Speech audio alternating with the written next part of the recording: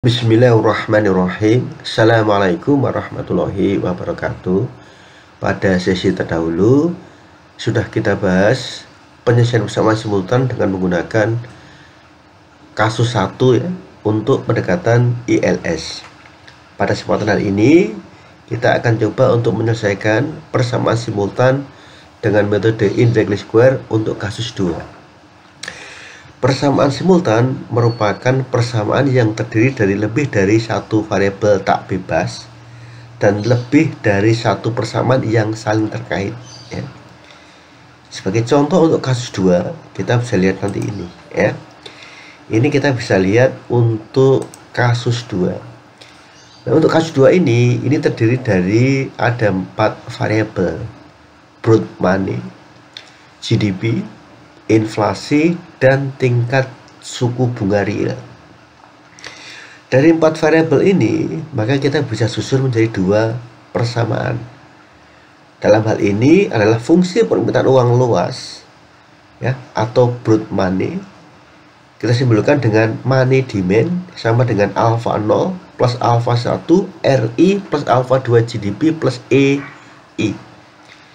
Persamaan 2 adalah penawaran uang dalam arti luas atau broad money dengan simbol money supply sama dengan beta 0 plus beta 1 RI plus beta 2 inflasi plus E2.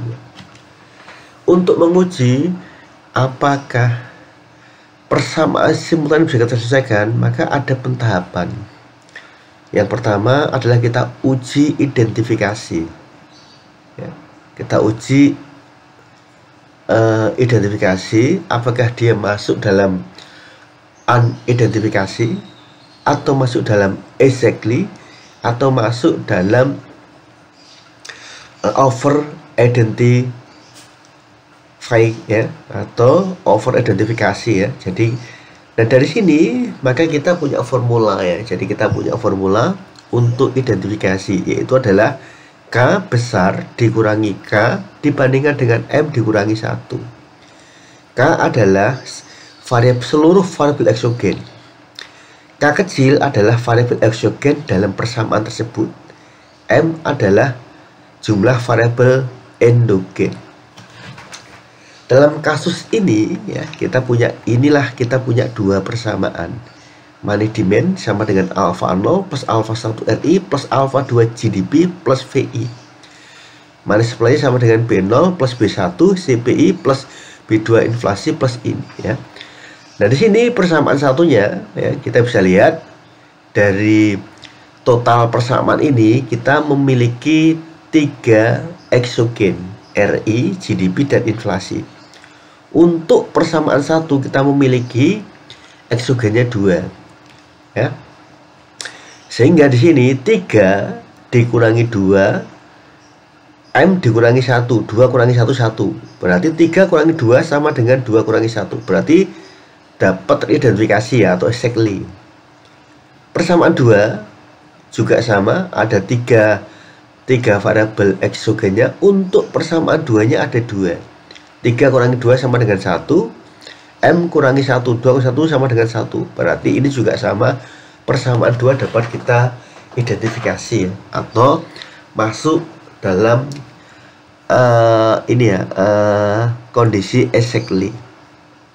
Nah, setelah dapat kita identifikasi, maka kita akan cari ya, dan kita putuskan untuk menyelesaikan dengan cara metode ILS, indirect least square. Nah, selanjutnya maka kita akan cari reduced form ya. Money demand sama dengan money supply ya.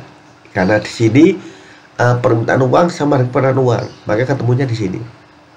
Kita samakan, maka akan ketemu nanti ini RI ya, tingkat suku bunga real sama dengan ya, ini simbol ini ya. P ya, P0 plus P1 GDP plus P2 inflasi E. Ini reduced form pertama. Kemudian di persamaan ini, money demand ini, masukkan RI-nya ini. RI dimasukkan ke sini ya. Sehingga kalau kita selesaikan memperoleh money demand sama dengan P3 plus P4 GDP plus P5 inflasi E2. Nah, setelah ini kita ketemukan ya, maka hasil reduced form bisa kita gunakan untuk menyelesaikan fungsi simultan ya. Untuk case minus plus sama dengan beta 0 plus beta 1 RI plus B2 inflasi plus mu 3. Oke ya. Untuk mempersingkat waktu, maka data kita copy dulu ya, data kita copy dulu ya, copy. Ingat, diawali tahun 1986, berakhir 2020. Nah, selanjutnya kita buka eViews ya, kita buka eViews ya. Ini saya hapus dulu semua ya. Nah, sekarang kita mulai tadi file new work file ya. Kita ingat tadi diawali 1986 dan berakhir 2020 ya. Oke ya.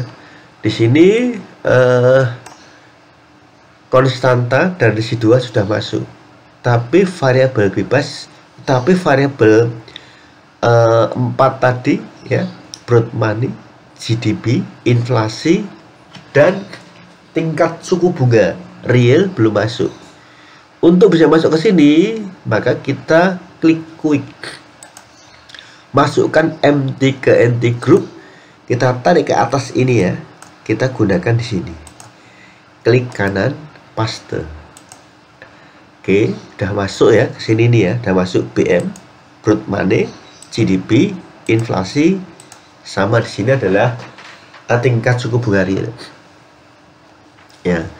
Maka langkah pertama kita regress reduce form dulu ya. Tadi di sini kita buka apa reduce formnya, adalah kita gunakan tadi RI dulu ini. Ini ya. RI ini sama dengan P0 plus P1 GDP plus P2 inflasi plus EI. Maka ya, ini kita klik dulu, berarti tadi adalah kita cari RI ya, kemudian ada GDP, ada inflasi, klik kanan, open as equation ya. Pastikan ini udah betul ya, RI, GDP sama inflasi. Oke ya, RI, GDP ini ya, karena jarak yang tinggi data RI, GDP, inflasi, maka yang GDP saya lock ya, saya lock ini ya, untuk mensemutikan data, menghaluskan data. Oke ya. Kemudian ini kita kita dapatkan hasil regi seperti ini ya. Jadi kalau GDP naik ya, GDP ini ya, GDP naik ya, ini akan kemudian tingkat suku bunganya tadi akan turun ya, turunnya adalah min 5,79%. Inflasi naik 1% ya, maka tingkat bunga akan turun min 0,6. Ini karena real ya. Jadi kalau real ya, jadi kalau asumsi tingkat bunganya tidak berubah, berarti secara realnya dia akan turun ya. Di sini maka karena ini reduce form, maka kita akan cari prediksi dari RI ini dengan cara view actual fixed residual. Kita pilih yang ini, actual fixed residual table ya. Ini ada actual, fitted, sama residual. Jadi kalau ini nggak sama, antara actual dengan fitted ada residual ya. Kalau besar actual berarti positif, kalau besar fitted adalah negatif. Kita copy yang fitted ini ya, kita copy, klik kanan ya, masukkan ini ke dalam ini ya, ke sini ya, ke tambah ke sini dengan cara quick ya, empty group. Kita masukkan variabel baru tadi adalah ini, kita klik paste di sini, paste. Kita kasih nama ini ya. Apa kita kasih nama adalah RI tadi, RI predicted. Ini ya, predicted. Oke ya, kita enter saja, yes. Ya. Yang kedua, sekarang kita selesaikan untuk persamaan residual. Nih ya, kita masukkan ke persamaan ini ya, kita klik untuk mencari reduce formnya, kita cari ya. Nah, berarti kita yang pertama sudah kita cari, sekarang kita cari yang MD sama dengan P3 plus P4 GDP plus P5 inflasi plus E2. Oke, sekarang ini saya hapus ya, ini juga saya hapus ya, saya hapus. Nah, sekarang kita gunakan tadi adalah MD fungsi GDP sama inflasi. MD fungsi GDP sama inflasi. Klik kanan, open as equation. Ya, ini broad money sama GDP boleh kita lock. Kita lock ya. Ini kita lock. Kita lock. Ini juga kita lock. Ini ya. Klik oke ya. Ini kita masukkan oke. Ini adalah hasil regresinya. Tuh ini ya. Nah, maka kita akan cari predicted untuk broad money-nya. View, actual fitted residual, klik actual fitted residual table. Kita ambil lagi fitted-nya ini, kita ambil, kita copy. Oke ya, kita tekan quick, masukkan empty group. Ini tarik ke atas, ini ya. Masukkan ke sini paste. Ini kita ganti dengan cara adalah masukkan PM predicted ya. Oke, enter, yes. Langkah kedua sudah kita selesaikan, sehingga kita tinggal cari langkah terakhir, yaitu apa? Mencari fungsi simultan dengan mengganti money supply-nya dengan money demand predicted dan RI-nya dengan RI predicted ya. Sekarang ya kita selesaikan ya, ini dengan merubah equation atau persamaannya tadi dengan cara BM predicted adalah fungsi dari RI predicted dan inflasi.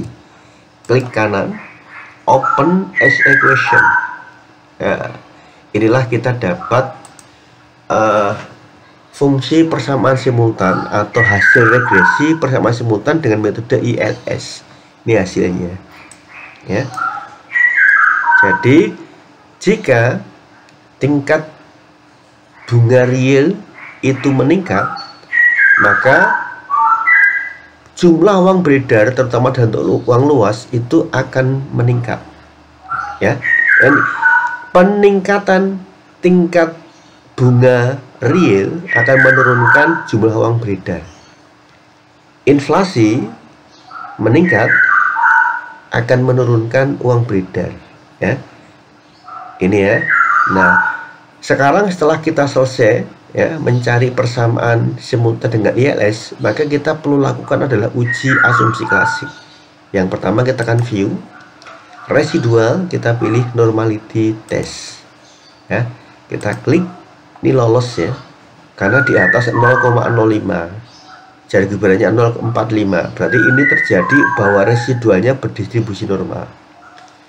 Berikutnya adalah kita uji untuk ya, ini adalah kita gunakan adalah serial correlation LM test. Klik, kita klik di sini ya.